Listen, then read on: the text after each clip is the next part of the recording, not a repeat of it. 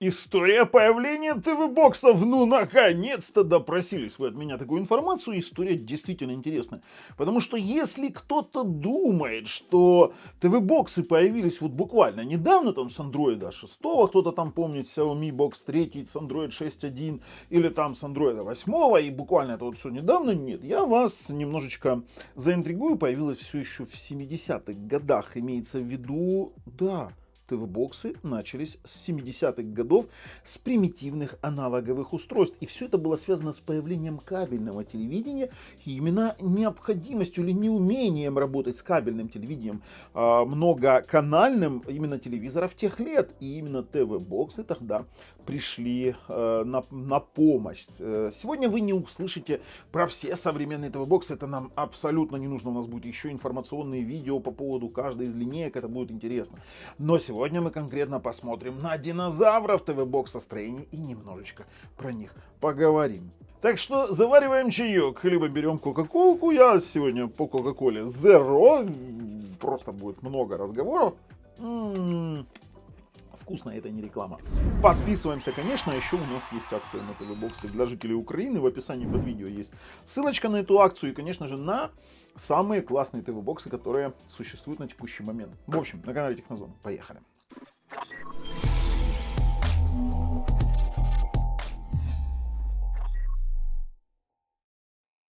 Воу, вы сейчас видите на экранчике у нас вот такая вот штука, смотрите, Джеральд, как он называется вообще?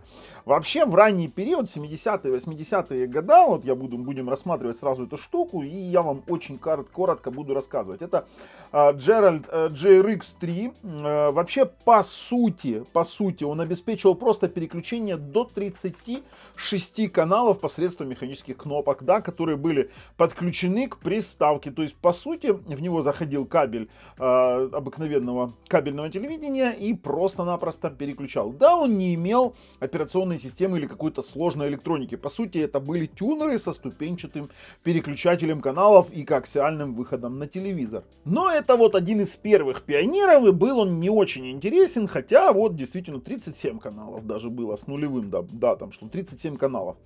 Но в 1977 году компания Warner Cable совершила прорыв вообще в интерактивном кабельном от телевидения. Она выпустила Cube. Кстати, аппаратную часть для Cube выпустила тогда, вернее, разработала и делала Pioneer. Вот та немалоизвестная фирма. И вот именно вот так вот выглядел тогда Cube Remote, вот такая вот штука. А знаете, чего она могла? Дело в том, что это был действительно прорыв интерактивной кабельной системы. С помощью приставки абоненты могли, кстати, участвовать в вопросах, голосованиях в реальном времени. В принципе, это, знаете, один из примеров двухсторонней связи через ТВ-приставку, по сути. И хотя Cube просуществовал относительно недолго, то есть последние приставки отключили в 1984 году, финансовые сложности там сыграли свою роль, он заложил основы для будущих сервисов вроде Pay-per-view, то есть это по сути по типу Netflix на текущий момент, либо Amazon Prime, либо другого интерактивного сервиса, где нужно заплатить за просмотр, то есть по факту. И вот интерактивное телевидение конкретно с этого куба и началось. И вот в принципе куб, казалось бы, все хорошо, 60 каналов поддерживал, но потом пришла цифровая эра, 1990-е годы. Переход от аналогового вещания к цифровому, и в 90-е принес именно поколение приставок, которые были, вот знаете, уже больше спутниковыми, и кабельные ресиверы, которые, откровенно говоря, думали, будут развиваться. Все вы знаете про спутниковые ресиверы, да, про кабельные ресиверы, и это не наша тема. Вы спросите, а почему? Да потому что это не адресное телевидение, это все-таки спутниковое телевидение, которое использовало радиосигнал с элементами цифровизации. Но нас конкретно интересует идея ТВ-боксов. Именно в середине 90-х мы пропускаем с вами ресиверы. Ресиверы не наша тема. Все вы знаете, что такое спутниковые ресиверы. Это не про нас. А вот в середине 90-х годов зародилась идея объединить телевидение и интернет. И вуаля! Веб-ТВ. Веб-ТВ платформа. Интернет-приставка, которая конкретно уже использовалась, интернеты, которые выпускали разные производители по типу Sony, Philips, вы сейчас видите, да, там Magnavox различные, кстати, до сих пор Magna где-то там еще чего-то там где-то поживает, не знаю. Вообще, вот прародителем вот этого WebTV был Стив Перлман, кстати, у меня здесь где-то есть вот эта вот штука, я сейчас объясню, что это такое, это MSN TV, которая потом мигрировала с Web TV в него, это была очень крутая тема. Кстати, вот этот вот Перлман, он был разработчиком Apple QuickTime, да, в Apple. Но это было не совсем прямо интерактивное телевидение. Вообще оно подключалось и через обыкновенный кабель, да, и подключалось через телефон дополнительно. И можно было просматривать для ТВ адаптированные веб-сайты, читать новости, даже слушать сетевое аудио. Кстати, стоила вот эта вот хрень, вот конкретно вот этот Philips, $400. И имела, кстати, очень скромные характеристики. На тот момент это было 112 мегагерц процессор на MIPS, на технологии MIPS, да, 8 мегабайт, не гигабайт. Мегабайт ОЗУ и модем 56 килобит, да, вот, который вот этот вот, я не умею, конечно, его классно пародировать, этот модем, но сам по себе он имел очень узкие места, то есть это была низкая скорость, большое количество сайтов не были вообще рассчитаны на телевизионный экран. Ну и в 1997 году вот этот вот MSN TV стал преемником. Кстати, вы знаете, за сколько купил Microsoft в тот момент Web TV? Он купил его за 425 миллионов баксов. На текущий момент эта технология считается абсолютно бесполезной, устаревшей и очень-очень примитивной. И любой, допустим, первокурсник какого-нибудь технического вуза может написать и сделать вот такую фигню на коленке, да. Но на самом деле Microsoft Web TV, и позднее это уже была MSN TV, она действительно была очень крута. И знаете, самый интересный факт про нее было. В ней было 128-битное шифрование. И на то время оно имело ограничения в США, потому что тогда только оружие, то есть оружейные технологии могли использовать 128-бит шифрования. Там целая была коллизия с выпуском его на рынок, потому что данные MSN TV имела 128-бит шифрования и действительно попала под экспортные санкции, вернее, под экспортные ограничения США. То есть они не могли продавать MSN TV за пределы США. Прикиньте, то есть оно классифицировалось как средство криптографии. Вот так вот. Запрещенное к экспорту, по сути. И, кстати, вы скажете, что эта технология бесполезна, но нет. На самом деле, именно наработки Web TV, которые появились под управлением Microsoft, именно они потом легли в основу реализации браузеров на Xbox. То есть, по сути, вот этот вот MSN TV интегрировали потом в Xbox свою платформу, и он до сих пор там существует в некотором виде, конечно же, уже совсем-совсем видоизмененном и, конечно же, очень-очень продвинутый. Но дело в том, что была вот эта вот конкретно MSN TV, я просто вам показываю, это уже второе поколение с беспроводной клавиатурой и экранным интерфейсом, и, кстати, вот это была вообще первая попытка превратить обычный телевизор в интернет-терминал. Именно не то, что там персональный компьютер, это такой по типу себе, знаете чего, по типу хромбуков. Да, вот по типу хромбуков больше. Хотя производительность устройства была очень сильно ограничена, и Microsoft развивала эту идею всего лишь до 2013 года, пока аналогичные функции не перешли в эпоху уже Smart TV. Ну и, в принципе, на Xbox перекочевала. А вот, наконец, 90-х, у нас начало 2000-х, прям прорыв. Все, важный шаг в появлении цифровых видеорегистраторов DVR и, конечно же, по совместительству стримеров. И знаете, кто был один из первых? Сейчас все любители ТВ-боксов могут передраться, не могут рассказывать много, называть брендов. Можете написать, кстати, в комментарии, вот кто на вашу мысль. Я там вам сейчас скажу, кто это был. Это был в 99 году, в 1999 году, это был стартап TiVo. Да, тот самый TiVo TV-стик, и они были первые, которые выпустили приставку DVR. Вот так вот она выглядела. Пульт, кстати, он практически такой же, как на современных TiVo. Представляете, на современных ТВ-стиках TiVo имеет точно такой же пульт и имеет точно такой же вот дизайн логотипа, который был тогда. Да, она была инфракрасная. Да, у нее были, видите, у нее даже кнопки лайков и дизлайков были. Прикиньте, вы могли ставить, допустим, стриминговому стриму какой-то лайк и дизлайк. Это просто. И при этом она позволяла записывать телепередачи на встроенный жесткий диск и ставить эфир на паузу. Вот это было уже конкретно TV-Box с записью. Это, кстати, конкретно TiVo Series 1, разработки Philips. Они заказывали OEM у Philips, и у нее был аж 54 мегагерцовый процессор PowerPC. Вдумайтесь, да?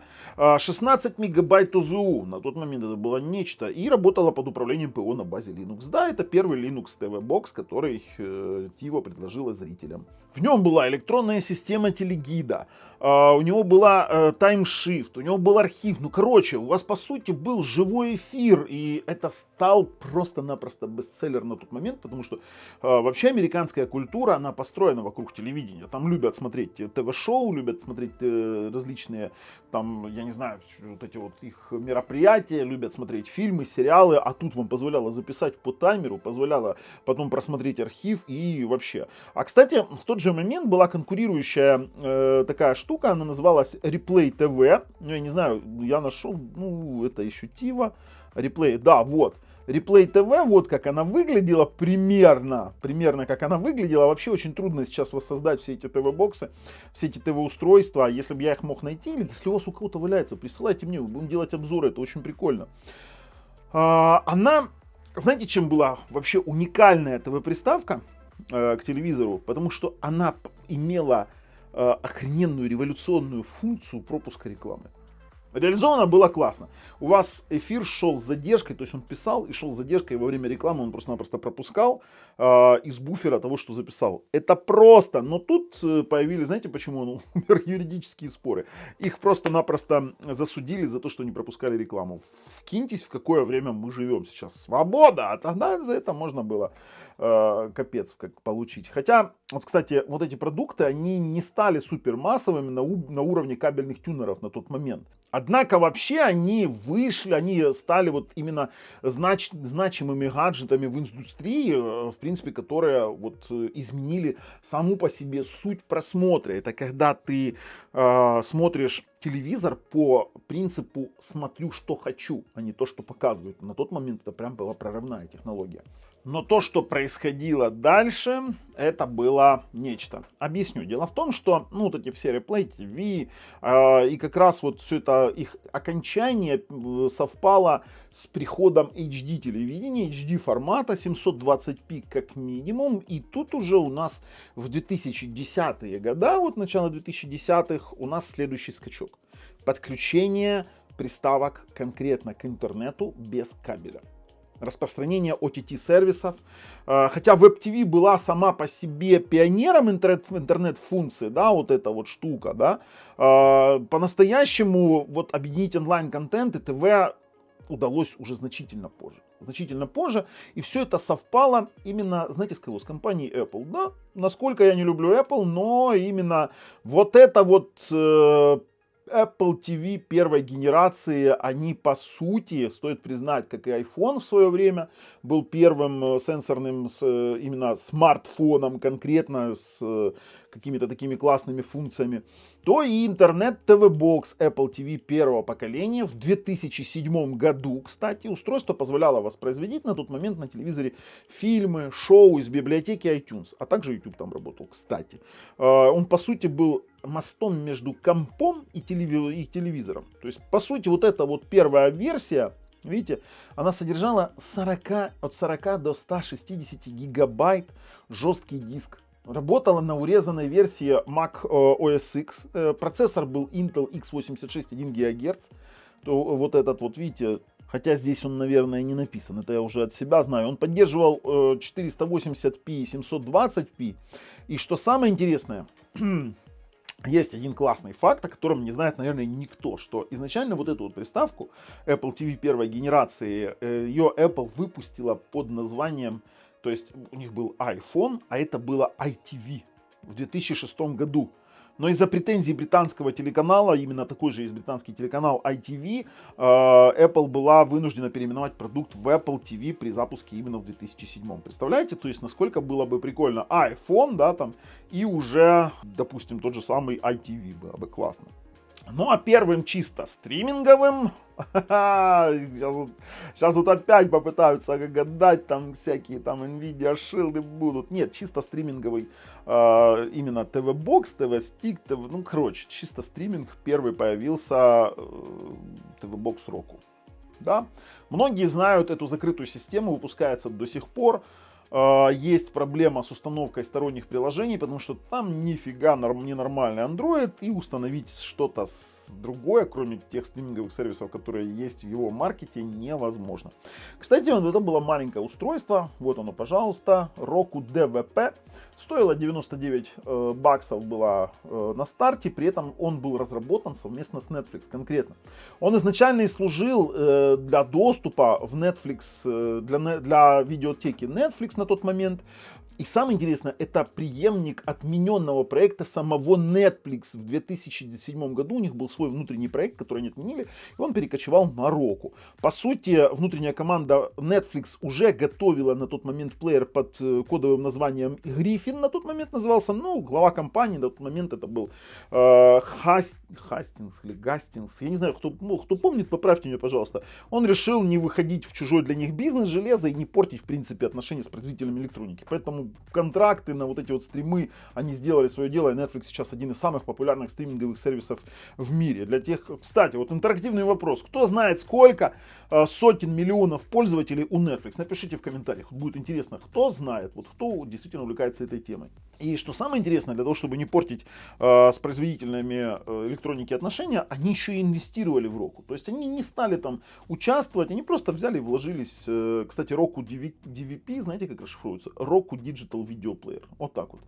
И он стал одним из первых массовых стриминг-боксов. Вот видите, здесь вот этот вот пульт инфракрасный был. Он легко подключался, допустим, к тем же самым телевизорам. У него не было поддержки на ранних версиях HD, было 480p, не было современного интерфейса.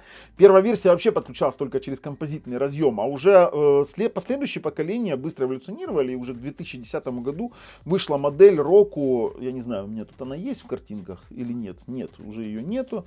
Она вышла с поддержкой 1080p, но была с HDMI практически вот такой вот, поэтому было интересно. И самое интересное, уже более поздняя модель имела поддержку не только Netflix, она имела поддержку Hulu, Prime Video, Pandora, Amazon, короче, вот таким вот образом. А вот в 2010-м, я сейчас вам покажу картинку, произошло действительно грандиозное событие, которое и сформировало уже современные ТВ-боксы. В 2010 году Google запустила платформу Google TV. Smart TV платформу на базе Android и Chrome браузера. По факту на тот момент. Давайте вот я вам сейчас покажу. То есть вот она только появилась по цене. Кстати, это была совместная разработка Google, Intel, Sony и Logitech. Вот так вот.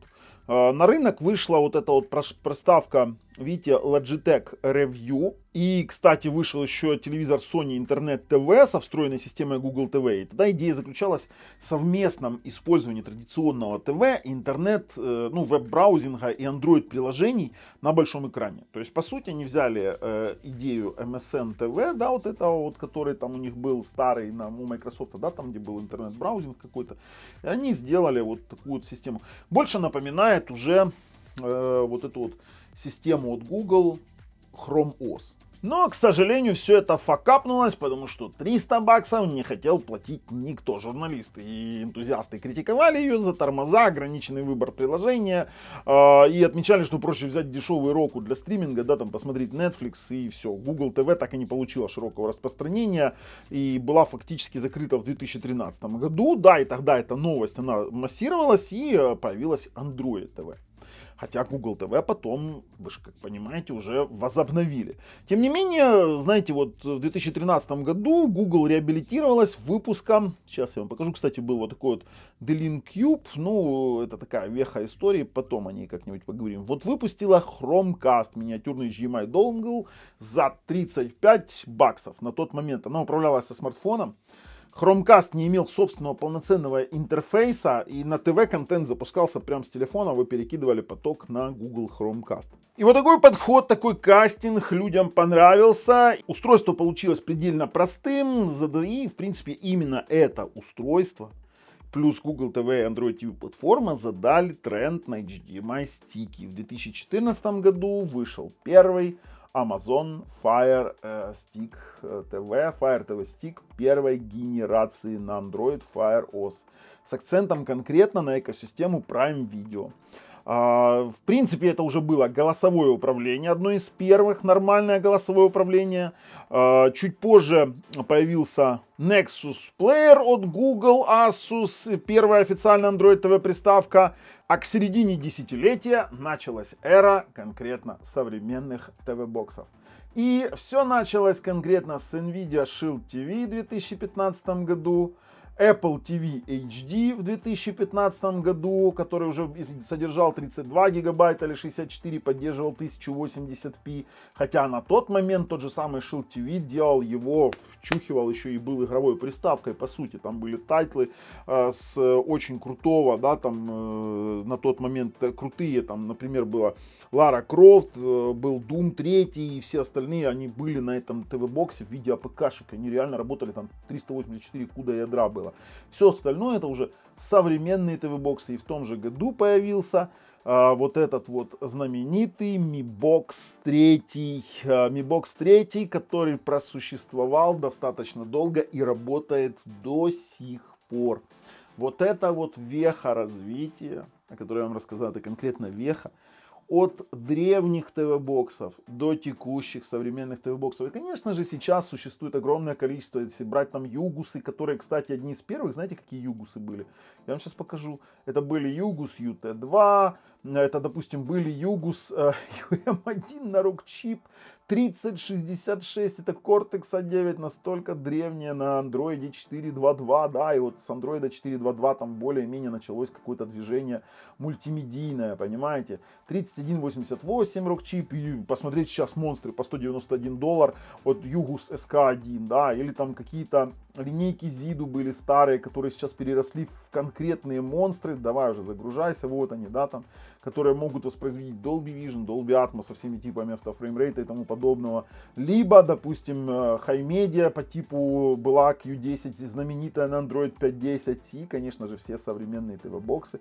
Это уже производная всего того, о чем я вам рассказал. Но о каждых ТВ-боксах мы будем еще выпускать различные серии. А вот история зарождения была именно такова. Если вы знаете еще какие-то факты, пишите, будет интересно почитать в наших комментариях. Ну а с вами был Бабл на канале Технозон. Пока.